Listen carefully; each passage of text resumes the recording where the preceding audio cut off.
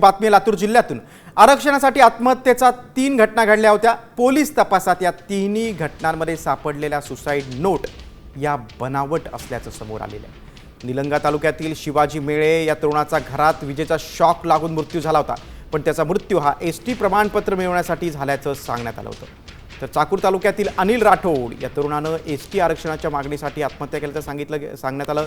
त्याची suicide note देखील बनावट असल्याचं समोर आलंय। आरक्षणासाठी आत्महत्या केल्याची बातमी तेव्हा होती, कुटुंबाकडून सांगण्यात आलं होतं, मात्र पोलीस तपासात वास्तव वेगळंच निघालं। खोट्या पद्धतीने चिठ्ठी लिहून त्या ठिकाणी खऱ्या असल्याचे भासवून शासनाची फसवणूक करून शासनाची दिशाभूल करून विशिष्ट समाजाला आरक्षण मिळवण्यासाठी त्या ठिकाणी दबाव तंत्र निर्माण करणे किंवा त्याच्या कुटुंबाला त्या ठिकाणी आर्थिक फायदा मिळवण्यासाठीचा प्रयत्न करणे, या वेगवेगळ्या कारणांसाठी त्यांनी जो काही गुन्हा केलेला आहे त्या अनुषंगाने त्याच्यामध्ये गुन्हा दाखल करण्यात आलेला आहे आणि त्याचा आज तपास चालू आहे।